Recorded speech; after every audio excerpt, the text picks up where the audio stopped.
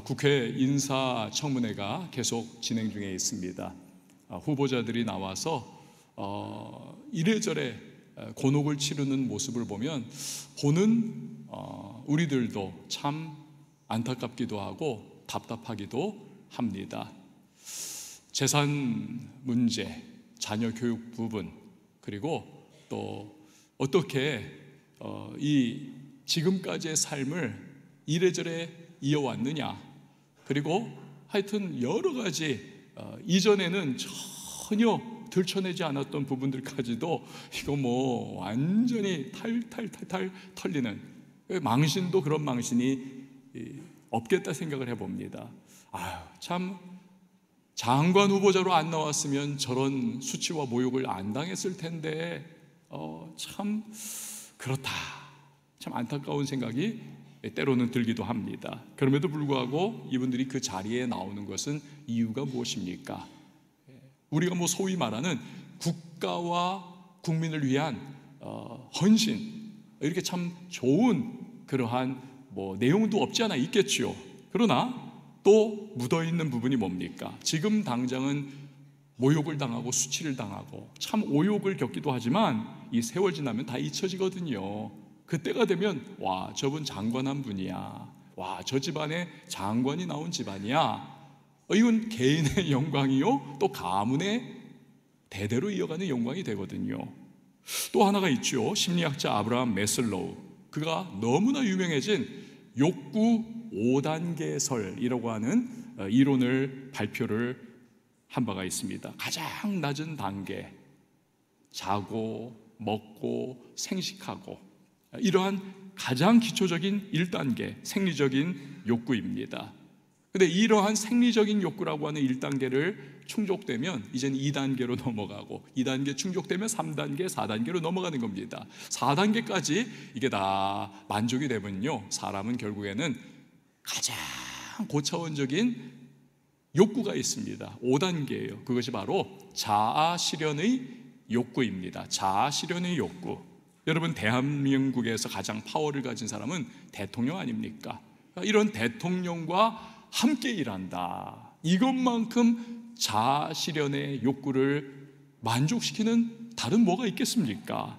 그래서 그 위험과 그 모든 이거 정말 난타전을 벌일 것 같은데, 이러면서도 제가 하겠습니다 하면서 인사청문회에 나오는 거죠. 여러분, 그렇다면 우리 하나님은 어떤 분이십니까? 하나님은요, 온 천하, 아니 온 우주에서 가장 파워가 세신, 전능하신 능력의 그분이 바로 하나님이신 줄 믿습니다. 우주를 창조하신 하나님, 그리고 지금도 삼라만상을 그의 뜻대로 운행해 가시는 그분이 바로 우리의 하나님이십니다. 이런 하나님께 쓰임받고 동역한다, 함께 일한다, 여러분, 이것이야말로 영원히 감사할 일이요 또한 영광 중에 영광인 줄 믿습니다. 다니엘서 12장 3절이 그거 아닙니까? 함께요, 시작.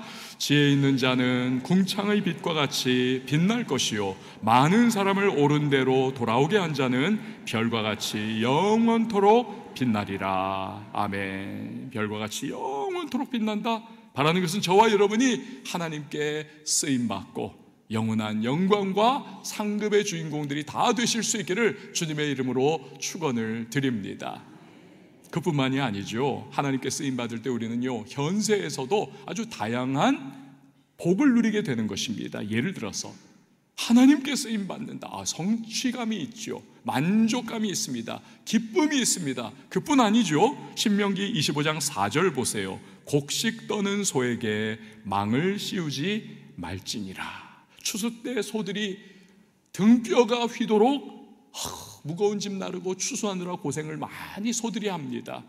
그런데 이 소들이요, 바닥에 떨어진 곡식 낫가리들, 뭐 이삭 쪼가리들, 뭐 이런 것들을 이제 주워 먹으면서 어머러며 하면서 그 노동을 하는 거 아닙니까? 그때 이 주인이 그 이삭 떨어진 거 소가 먹는 게 아깝다고 해서 망을 탁 씌워버린단 말입니다. 그런 짓 하지 말라는 것입니다. 근데 이 구약의 율법이거든요. 이것이 이제 신약 시대로 넘어오면 사도 바울이 신약적인 해석 그리고 적용, 이것을 해주는 것입니다. 어떻게 해요? 고린도전서에 보면 하나님의 일을 하는 사람들에게 합당한 금전적인 지원을 해주는 것이 마땅하다. 멍에 맨 소에게 입마개 씌우지 말아라, 이걸 그렇게 해석을 하는 거예요.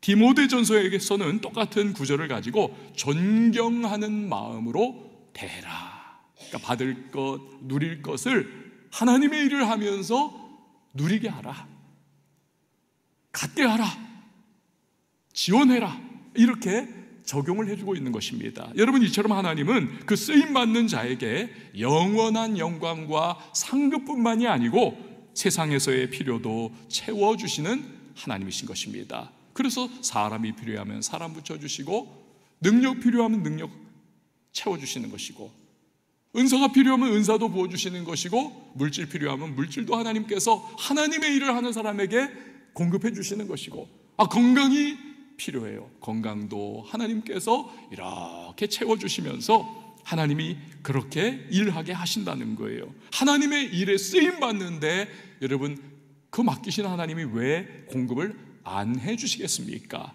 종종 사람에게 쓰임받을 때는 어떻습니까? 처음에는 좋아요. 좋다.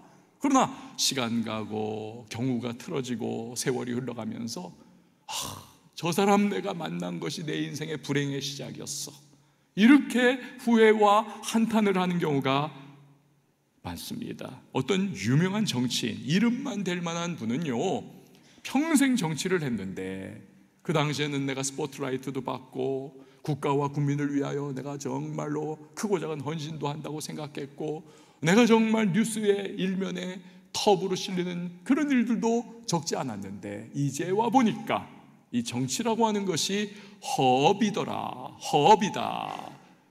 그 당시에는 대단한 것인 줄 알았는데 나중에 보니까 아이고, 쓸모없는 헛된 일이었다. 여러분, 그렇지만 하나님께 제대로 쓰임받은 사람 중에서 어떠십니까 여러분?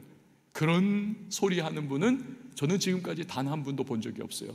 이구동성으로 100% 하나님의 일에 쓰임받은 것이 내게는 정말 영광이었습니다, 축복이었습니다, 감사의 제목입니다, 이렇게 이야기하는 소리만을 들었을 뿐입니다. 여러분, 그렇습니다. 세상에서 가장 축복되고 가장 영광스러운 것이 주님의 손에 붙잡혀 쓰임받는 축복인 줄 믿으시기를 바랍니다.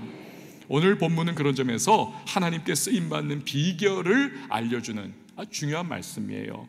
다윗이지요. 여러분, 다윗은요, 하나님께 너무나 귀하게 쓰임받은 사람 아닙니까? 유구한 이스라엘 역사 가운데 최초로 통일 왕국을 이루는 왕이 되지 않았습니까? 게다가 아브라함과 다윗의 자손 예수 그리스도의 세계라, 즉 메시아의 조상이 되는 그 혈통을 이루어가는 이러한 사람이 된 거죠, 다윗. 그래서 별과 같이 영원토록 빛나리라, 이 말씀처럼 천국에서 그는요 지금 영원토록 빛나고 있지 않습니까? 그러나 오늘날 그는요 현실 세계와 역사에서도 이스라엘 역사 가운데 다윗이 얼마나 여러분 별과 같이 빛나는지 몰라요. 그것이 이스라엘 국기가 바로 이름하여 다윗의 별이라고 불리우지 않습니까? 자, 그러면 다윗이 하나님께 쓰임받은 비결이 무엇입니까? 첫 번째로 다윗은요 하나님을 향한 마음의 중심이 딱 잡혀있던 사람이에요. 하나님을 향한 마음의 중심, 온통 하나님께로 다윗은 마음이 집중되어 있고 초점 맞춘 사람입니다. 이거 잘 보여주는 것이 사도행전 13장 21절에서 22절이에요 같이 봅니다. 시작. 그 후에 그들이 왕을 구하거늘 하나님이 베냐민 지파 사람 기스의 아들 사울을 40년간 주셨다가 패하시고 다윗을 왕으로 세우시고 증언하여 이르시되 내가 이새의 아들 다윗을 만나니 내 마음에 맞는 사람이라 내 뜻을 다 이루리라 하시더니 아멘. 내 마음에 맞는 사람 다윗. 이전의 성경 버전으로는 내 마음에 합한 사람. 그의 전임자였던 사울은 어떻습니까? 이스라엘의 초대왕이었잖아요. 그런데 하나님께 불순종하고 악을 행합니다. 심지어는 악신에 사로잡혀가지고 해서는 안 될 일을 저지르지 않습니까? 결국 비참하게 인생이 끝나버리죠. 근데 다윗은 그런 사울과는 극명하게 비교됩니다. 극명하게. 그게 뭐냐면 다른 어떤 것보다도 다윗은 마음의 중심이 어디 있었느냐? 그는 하나님께 초점 맞추고 있었다는 것입니다. 이 부분이에요. 사울은요, 전임자 사울은 이스라엘 초대 왕으로 딱 선발될 때 그의 선발 기준이 뭐였느냐? 그의 외모였습니다. 훤칠한 키, 잘생긴 외모, 아주 그냥 떡 벌어진 어깨와 그는 많은 사람들 가운데 둘러싸여 있을 때도 성경은 말하잖아요. 어깨 위는 더 크더라. 우리 대부분 남자들이 뭐 170에서 180 사이지 않습니까? 거의 한 7, 80%가. 그런데 이 사울은요, 오늘날로 치면 190에서 막 195 정도 되는 사람인 거예요. 다 그냥 오 하면서 우러러볼 수밖에 없는 압도적이고 위풍당당한 체격과 조건을 가지고 있더라는 것입니다.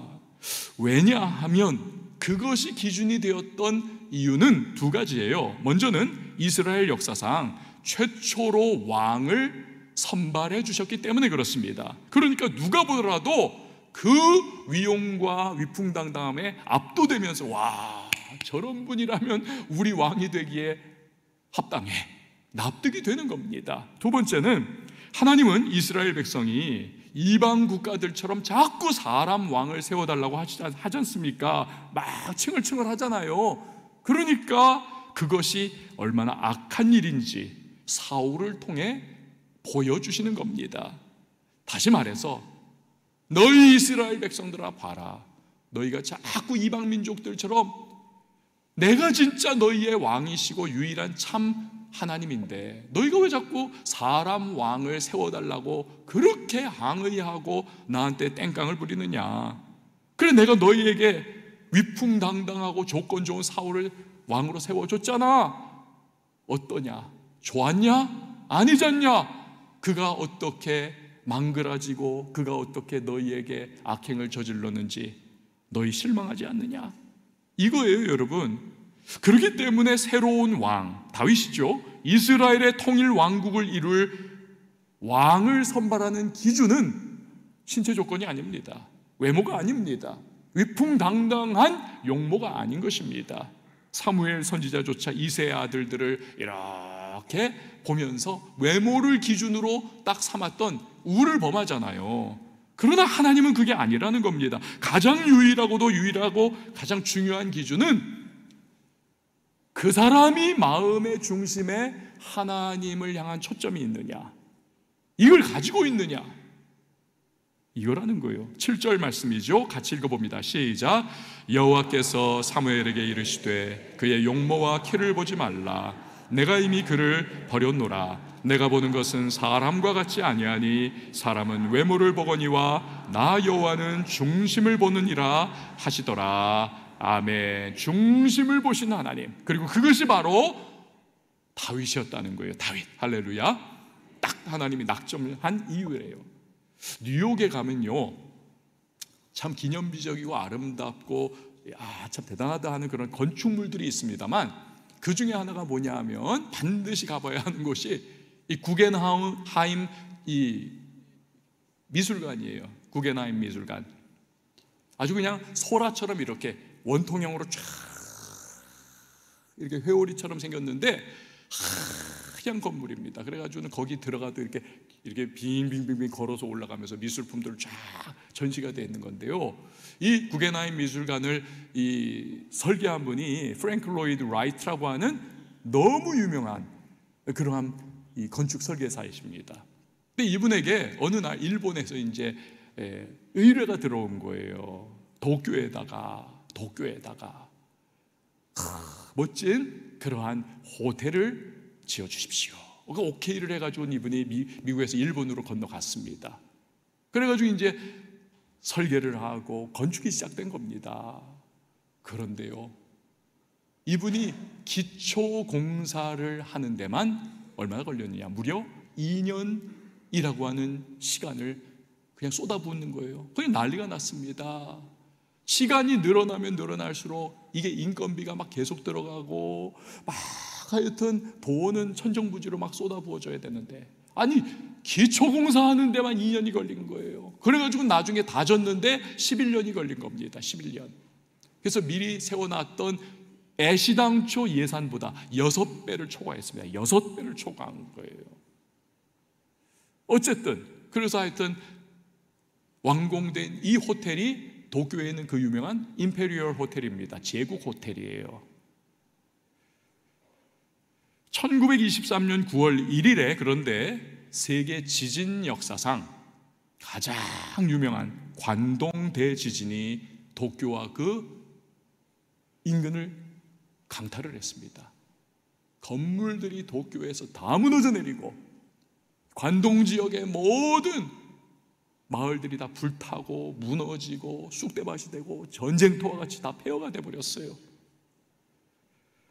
이 지진이 얼마나 강력했냐면 리히터 규모로 8.4입니다. 8.4. 놀라지도 않는 거 보세요. 우리나라 이거 뭐 굉장히 셌다 하는 것도 6점 몇이에요. 8.4. 그 이후에도 진도 6에서 7짜리들이 이게 파도처럼 여진이 계속 밀려온 겁니다. 완전 난리가 난 거예요. 그래서 이 관동 대지진으로 도쿄와 인근 지역이 완전히 다 그냥 폐허가 돼버렸고요. 죽은 사람이 얼마나 많냐? 14만 명이 죽었습니다. 14만 명이. 우리 이번에 여러분 물난리 때문에 4명인가 5명인가가 아까운 목숨을 잃었지 않습니까? 그래도 이렇게 나라가 정말 뒤숭숭하고 힘든데 14만 명이 관동 대지진으로 죽고 4만 명은 실종된 거예요. 그분들 다 죽은 거죠, 사실. 그러니까 이 지진으로 20만 명 가까이 죽은 겁니다. 20만 명 가까이. 어마어마한 거죠. 근데 당시에 이 통신 체계가 미흡하니까 1923년 전 세계로 이 소식이 이제 막 다 퍼져나가는데 미국에는 어떻게 소식이 전달이 되느냐? 프랭크 로이드 라이트가 설계해서 지은 그 임페리얼 호텔, 제국 호텔도 깡그리 무너졌더라. 이렇게 소문이 돌았어요. 그래가지고 기자들이 그때 미국에 이제 거주하고 있던 이 프랭크 로이드 라이트에게 막 득달같이 찾아가가지고 인터뷰를 하는 거예요. 건축가님, 당신이 그 유명한 건축가이시고 제국 호텔을 지으셨는데 소감이 어떠십니까? 깡그리 무너졌다면서요. 그러자 그가 담담히 이렇게 대답을 합니다. 당신네 신문사가 보도를 그렇게 하면 반드시 나중에 정정 보도를 하게 될 거야. 무슨 뜻입니까? 자신 있다는 거예요. 그렇게 소문들이 막 들려오지만 나는 안 믿는다는 겁니다. 내가 설계했고 내가 그렇게 기초를 2년 동안이나 닦아가지고 지진을 다 견디도록 만들어 놓은 임페리얼 호텔은 절대로 무너질 리가 없다는 겁니다. 나중에 보니까요, 그의 말 그대로 이 호텔이 그 어마어마한 지진에 도쿄의 모든 건물들이 다 폭삭 주저앉은 이 임페리얼 호텔만 다 서 있는 겁니다. 게다가 수많은 이재민들을 받아들이는 임시 숙소의 역할을 기적과 같이 잘 이 호텔이 감당을 하더라는 것입니다. 여러분, 건물에 있어서 제일 중요한 부분은 기초, 파운데이션, 기초입니다. 그렇다면 사람에게 있어서 제일 중요한 부분, 기초는 무엇입니까? 우리의 마음입니다. 마음에 따라 우리의 삶이 움직여 가지기 때문에 그렇습니다. 자, 그런데 마음의 중심이 늘 하나님을 향해 있던 사람이 누군가? 그게 다윗이더라는 거예요. 그래서 하나님께서 수많은 이스라엘 백성들 중에서 다른 누구도 아닌 내가 누구를 쓸까? 하나님이 보시니까 그 수많은 사람 중에 한 사람이 딱 눈에 들어오는 거예요. 내 마음에 합한 자, 내 마음에 맞는 자, 그게 바로 다윗이구나. 그 다윗을 들어 하나님께서 내 뜻을 다 이루게 하리라 왕으로 세워 주시는 것입니다. 할렐루야. 그래서 쓰임받는 거죠. 여러분요, 사람이요 좀 대단해 보여도 사실 보면 거기서 거기입니다. 특별한 사람 없어요. 다 희로애락에 울고 웃고 마음 쓰고 괴로워하고 조금 뭐하면 또 살아나고 이 인간 아닙니까? 그래서 권불십년 화무십일홍, 권세도 아무것도 아니고 인생의 영광도 꽃처럼 져버린다, 그런 말 하잖아요. 심지어 인생조차도 그 자체조차도 모세가 말씀하신 것처럼 날아가나이다. 어느 세월에 그냥 다 끝나버리는 거 아닙니까? 이런 연약한 존재인 인간이 자기 잘난 맛에 사는 것, 그거 하나님 보시기에 참 가소로운 거죠. 우스운 겁니다. 제가 미국에서 유학을 할 때에 저희 신학교가 여기 있으면, 플러 신학교가 여기서 이제 서쪽으로 한 15분 정도 운전해서 가면 글렌데일이라고 하는 동네에 이제 저희가 살았거든요. 근데 여기 이제 저희 동네니까 아삭하게 알잖아요. 근데 어떤 아저씨가 있는데, 이 아저씨가 밤이나 낮이나 하여튼 그 강아지 한 마리를, 개를, 이걸 어찌나 끔찍히 여기는지, 이걸 그냥 하루도 빠지지 않고 그냥 계속 목줄을 매고는 그거를, 강아지를 데리고 산책을 하는 겁니다. 산책을. 캘리포니아에는 뭐 거의, 요즘은 이게 기후 온난화가 돼가지고 막 비가 쏟아져요. 근데 그 당시에는 진짜 비가 1년에 정말 한 번 올까 두 번 올까 요 정도, 비가 거의 안 내려요. 근데 비가 내리면 아유 오늘은 하지 말지, 그럼 되잖아요. 그런데 비가 내리는 날도 이 아저씨는요, 이 개를요, 요즘에 한 20여 년 지났으니까 요즘에는 우리나라에도 그런 거 있더라고요.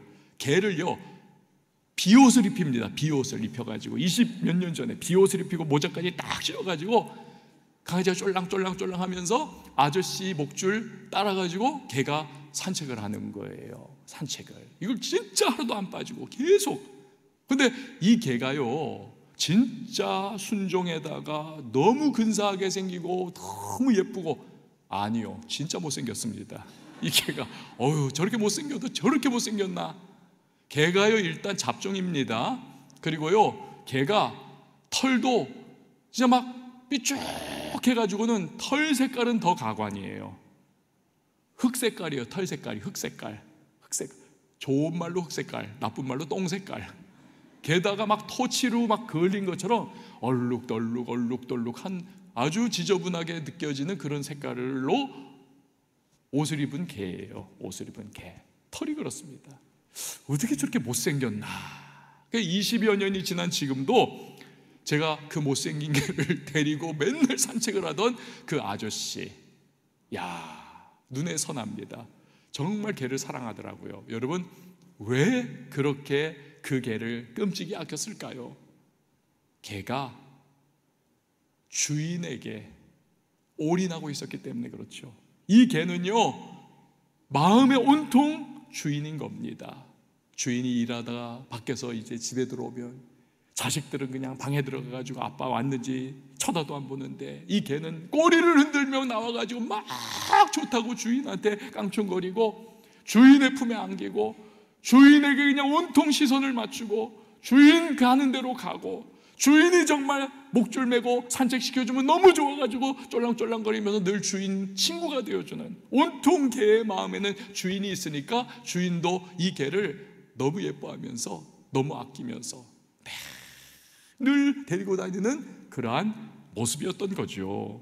여러분, 제 아무리 능력 있고 실력 있고 재주가 많아도요, 이 마음의 중심에 인본주의가 꽉 차 있습니다. 세상 방식이 꽉 차 있습니다. 여러분, 그런 사람은요, 하나님께서 이게 쓰시지를 않아요. 쓰려고 해도 못 쓰시는 겁니다. 반면에 좀 능력이 부족하고 실력이 부족하고 재주가 별로여도 하나님을 향한 충심이 가득합니다. 그 마음의 중심이 하나님을 향해 늘 초점이 맞춰져 있습니다. 여러분, 그런 사람은 하나님이 반드시 써주심을 믿으시길 바랍니다. 부족하다, 실력이, 학문이, 능력이, 은사가, 그러면 하나님께서 은사도 부어주시고 실력 있는 사람도 붙여주시고 능력 있는 사람도 옆에 딱 붙여주시면서 하나님 맡기신 일을 감당할 수 있도록 그렇게 도와주시는 것입니다. 제가 가끔씩 하나님이 정말 귀하게 쓰시는 목사님들을 면대면으로 이렇게 만날 때가 있습니다. 모를 때는 몰랐는데 이렇게 가까이서 보면 허물이 보이잖아요. 사람이기 때문에. 아유, 이런 허물도 있고 저런 허물도 있고, 어떤 분은 성격이 정말 안 좋아요. 그런 경우도 있는데 실망스러운 부분도 있지만, 그래도 참 이상한 것은 하나님이 저분을 쓰신단 말이에요. 그것도 멋지게. 이상하다. 그래서 좀 더 관찰을 합니다. 유심히. 그러면요 100%입니다. 부족한 것들이 있지만 그 마음의 중심이에요. 마음의 중심에 하나님이 있습니다. 하나님을 향한 헌신과 충성심이 있습니다. 사람을 두려워하는 것이 아니라 하나님을 두려워합니다. 하나님이 온통 그 마음에 꽉 차 계시는 거예요. 이거구나. 이래서 쓰임받는구나. 그래서 쓰시는 것입니다. 사랑하는 여러분, 하나님께 쓰임받기 원하십니까? 그렇다면 그 무엇보다도 먼저 마음의 중심에 하나님을 초점 맞출 수 있기를 주의 이름으로 축원을 드립니다. 자, 하나님께 쓰임받기 위해 필요한 또 한 가지가 있습니다. 두 번째로 기름 부으심입니다. 기름 부으심. 한번 저를 따라해 주세요. 기름 부으심. 하나님께서 그의 친백성 이스라엘을 다스릴 왕을 선출을 하시는 거 아닙니까? 그럴 때마다 하나님은 선지자를 먼저 보내가지고 이제 저 사람이다 하는 그 사람에게 기름을 붓도록 하셨습니다. 기름을. 초대왕 사울 때도 그랬고, 사울을 버리고 새로 다윗을 뽑을 때도 기름을 부으셨습니다. 여러분, 여러분의 상상력을 한번 이렇게 작동을 시켜가지고 다윗이 기름 부음 받을 때를 한번 마음속으로 한번 이렇게 그려보십시오. 이러지 않았겠습니까? 사무엘이 지금 딱 앉아있는데 아들들이 1번부터 7번까지 다 지나가는 거예요. 너무 잘생긴 엘리압부터 시작해가지고 와, 근사하다 했는데 하나님이 저놈 아니다 하면서 그냥 보내버리시는 거예요. 7번까지 그렇게 했습니다. 다 끝났어요. 더 이상 아들이 없습니다. 당신에게 아들이 더 없습니까? 이새에게 물었더니 이새가 아유, 막내 녀석이 있는데 별 볼 일이 없어요. 내가 양이나 치라고 밖에 내버려뒀습니다. 데려오세요 해가지고 8번째 다윗이 들어왔어요. 그런데 하나님이 감동을 주시는 겁니다. 저 사람이야. 내 마음에 합한 자. 저 사람이야. 그리고는 기름을 부으라고 하십니다. 기름을 부었더니 그 기름이 다윗의 머리를 콱 적시고는 얼굴을 덮고, 그 기름이 흘러내려서 어깨를 덮고 팔을 덮고 다리를 덮고 마지막에는 발까지 다 온몸을 다 덮어버린 겁니다. 그림이 그려졌죠, 여러분? 여러분, 성경에서 이 기름이라고 하는 것은 성령을 상징합니다. 하나님의 영 성령. 그러므로 기름을 부으신다는 것은 하나님께 쓰임받는 사람은 반드시 성령으로 충만해야 한다는 것을 의미하는 것입니다. 할렐루야. 성령으로 충만해야 한다. 13절이 그걸 보여줘요. 같이 읽어봅니다. 시작. 사무엘이 기름 뿔병을 가져다가 그의 형제 중에서 그에게 부었더니 이날 이후로 다윗이 여호와의 영에게 크게 감동되니라. 사무엘이 떠나서 라마로 가니라. 아멘. 여러분, 왜 기름 부음을 받아야 하나요? 쓰임 받으려면 왜 성령 충만을 받아야 합니까? 성령은 하나님의 영이십니다. 하나님의 깊은 속마음까지도 통달 다 알고 계시는 하나님이세요. 그래서 성령으로 기름 부음을 충만히 받아야만 하나님의 뜻을 따라 행할 수 있고, 하나님이 원하시고 기뻐하시는 대로 그의 일을 감당할 수가 있기 때문에 그렇습니다. 반면에 기름 부음이 사라져 버린다. 그러면 어떻게 됩니까? 하나님의 영이 떠나가신 거죠. 더 이상 하나님이 쓰임 받지를 못하게 하는 겁니다. 그러니까 다윗의 전임 왕이던 사울이 딱 그 꼴 아닙니까? 14절에 보니까 여호와의 영이 사울에게서 떠나고, 다윗에게 기름 부음이 부어졌어요. 그러자 사울에게서는 그 기름 부음이 떠나가 버린 겁니다. 성령이 떠나가 버리셨어요.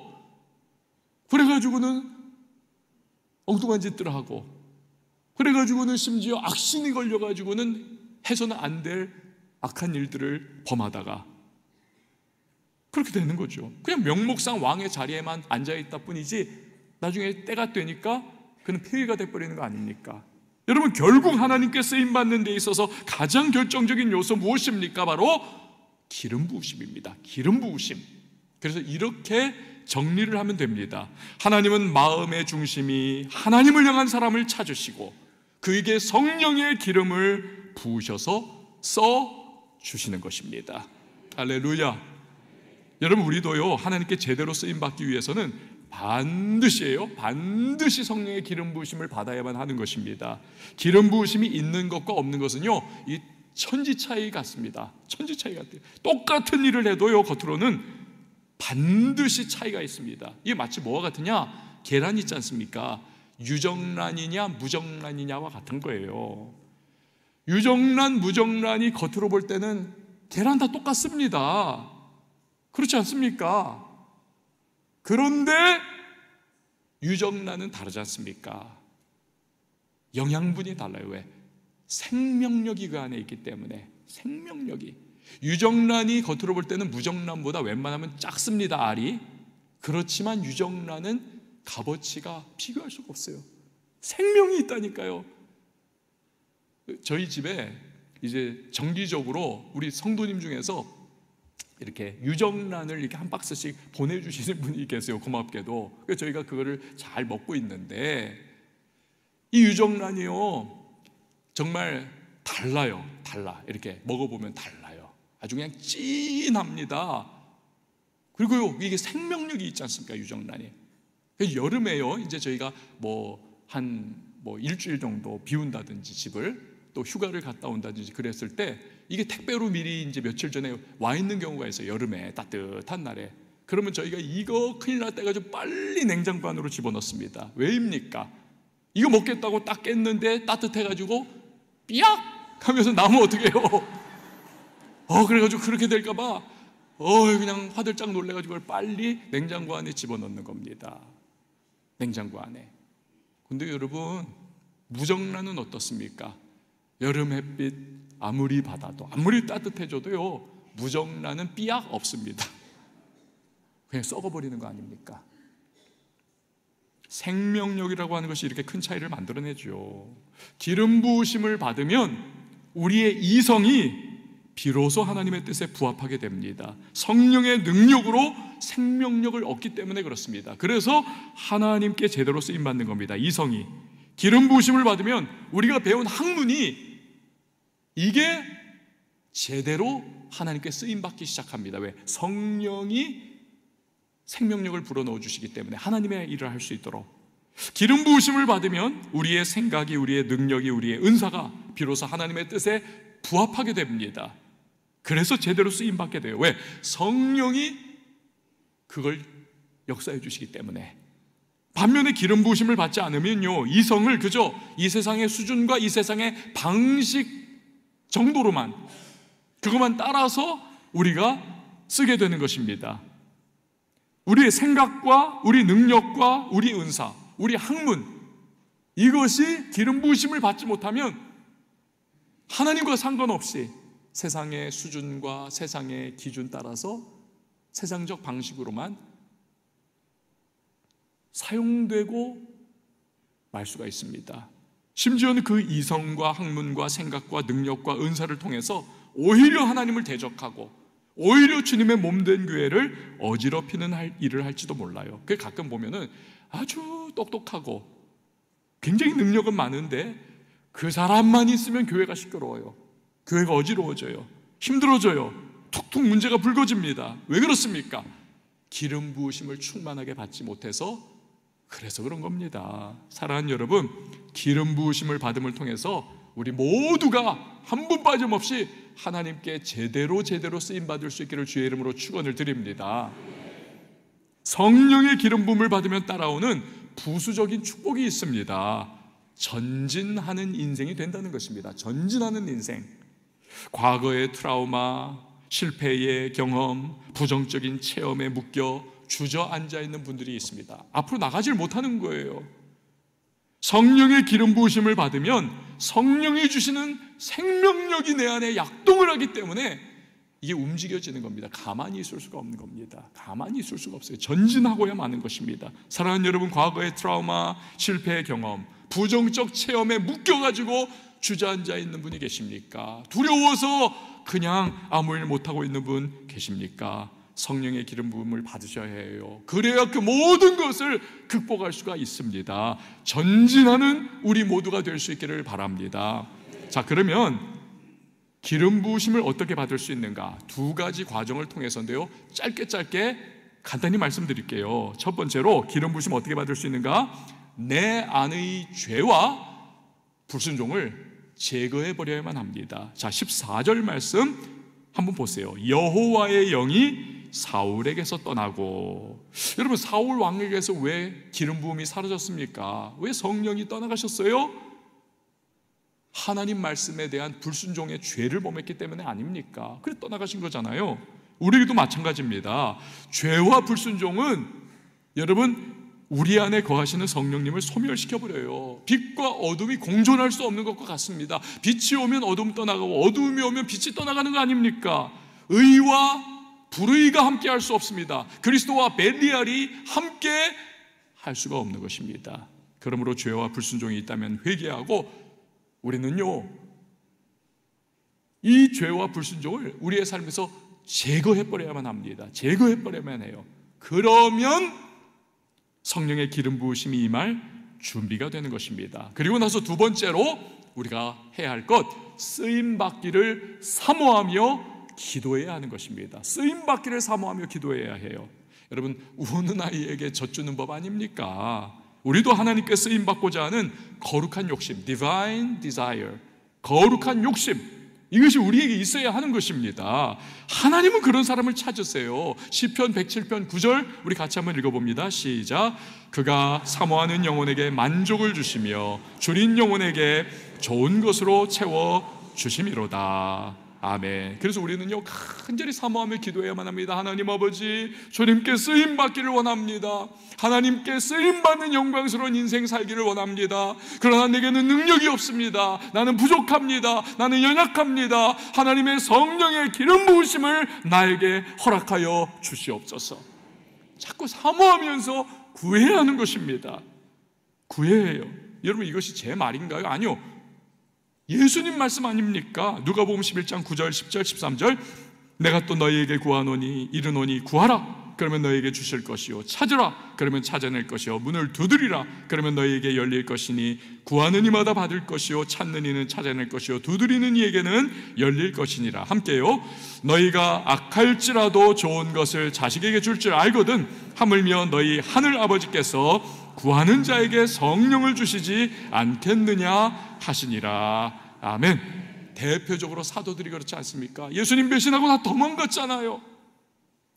그러나 이들이 자신들의 불순종의 죄를 회개하고 돌이켜 간절히 사모함으로 쓰임받기를 구할 때 오순절날 성령이 그들에게 기름 부으심으로 충만히 임하고 그들이 변화받아 새 사람 되고 복음을 위하여 하나님의 손에 붙잡혀 힘있게 쓰임받는 변화 인생, 영광스러운 인생의 사도들이 되지 않습니까?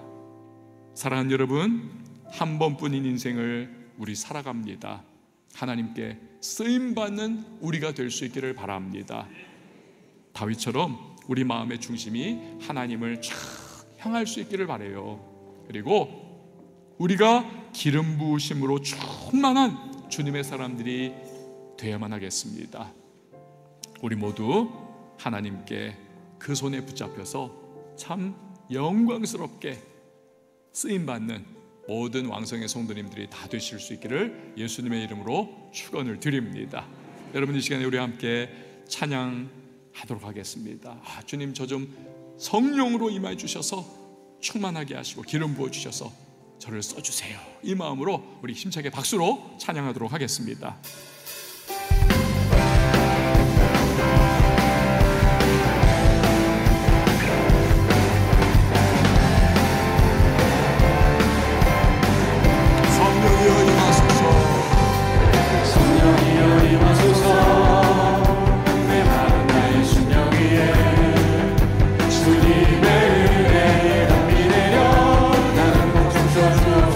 주의 권세, 주의 능력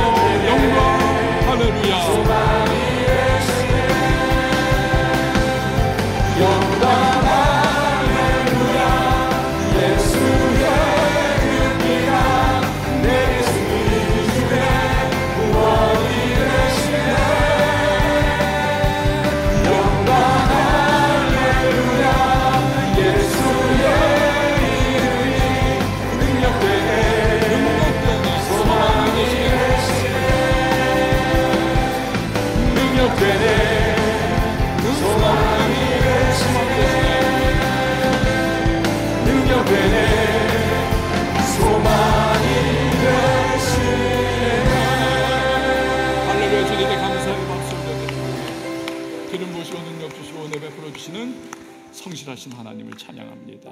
여러분, 우리 시간에 잠깐 기도할 때에 한 번뿐인 인생 살잖아요. 우리 허투루 살고 정말 누수하는 인생, 구멍 뻥뻥 뚫려가지고 그냥 물 다 빠져나가는 것처럼 우리 그렇게 허무하게 살아서는 안 되겠습니다.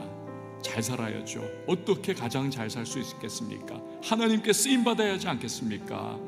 다윗처럼 하나님 제 마음 중심이 하나님 향하게 하소서, 주님의 성령의 기름 부어 주셔서 하나님께 쓰임받게 하여 주시옵소서. 또 우리 부모님들 자녀 양육하시지 않습니까? 우리의 청년들, 우리의 중고등학생들, 우리의 어린 자녀들이 이 험한 세상, 악한 죄 많은 세상, 유혹과 시험, 도전 많은 세상 속에 이리저리 휘둘리며 살아가는 것 아니라 하나님 정말 귀하게 주의 손에 쓰임받는 인생 되게 하여 주옵소서. 그들 마음 중심 하나님 향하게 하시고 기름 부음으로 충만하여 영광스럽게 주님의 손에 붙들려 다윗처럼 쓰임받게 해달라고 우리와 우리의 다음 세대를 위해서 우리 이 시간에 같이 말씀 붙잡고 기도하며 나갑니다. 하나님 아버지 감사를 드립니다. 오늘 말씀을 주셔서 이 말씀 붙잡고 기도해 주의 손에 붙들려 쓰임받게 자들 되게 하여 주시옵소서. 하나님의 뜻이며 하나님의 역사 가운데 성령의 충만함으로 말미암아 하나님의 충만함을 인도하시는 그 역사가 우리 삶 가운데 아버지 도움으로 하여 주시옵소서. 하나님 우리의 생각 가운데 힘과 힘으로 살아가는 것이 아니요 하나님의 원하시는 성령 하나님이 놀라우는 말미암아 성령의 순서와 능력과 하나님으로 말미암아 성령의 감당할 수 있도록 주여 임하여 주시옵소서. 한번 사는 인생입니다. 하나님께 구원받은 사람이 되었습니다. 주여 역사해 주시옵소서. 하나님 아버지, 하나님의 손에 붙들려 쓰임받는 영광스러운 인생 우리 모두가 되게 하여 주시옵소서. 감사를 드리고 예수님의 이름으로 기도합니다. 아멘.